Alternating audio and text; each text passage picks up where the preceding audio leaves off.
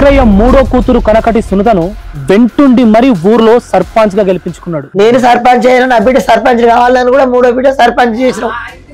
సర్పంచ్ చేసినాకనే ఇంత కర్మ చేసాడు. కారోబార్ గా ఉండే కనకటి వెంకన్నను పిఏసి చైర్మన్ గా గెలిపించుకున్నాడు మామ చక్రయ్య. కనకటి వెంకన్న అనేటోడు మా బాబాయ్ వాళ్ళనే ఎదిగాడు. సర్పంచ్ కారణం కూడా ఆయనే.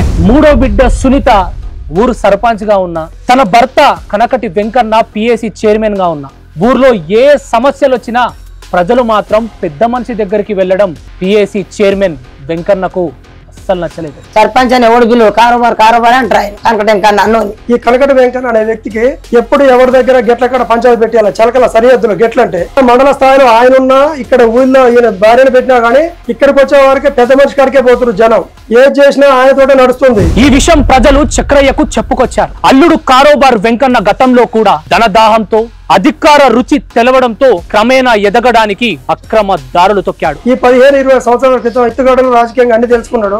లాజిక్లు మ్యాజిక్లు ఇవన్నీ 15-20 సంవత్సరాల నుంచి భూ కబ్జాలతో, సెటిల్మెంట్లతో కోట్లకు పడిగెత్తాడు. కనకటి వెంకన్న అనే వ్యక్తి పంచాలు కూడా మా చిత్తగా చేసినా గానీ మొత్తం దుర్మార్గంగా చేసి లంచాలు కావాలి. లంచం వేయకపోతే పంచాయతీ వాయిదా.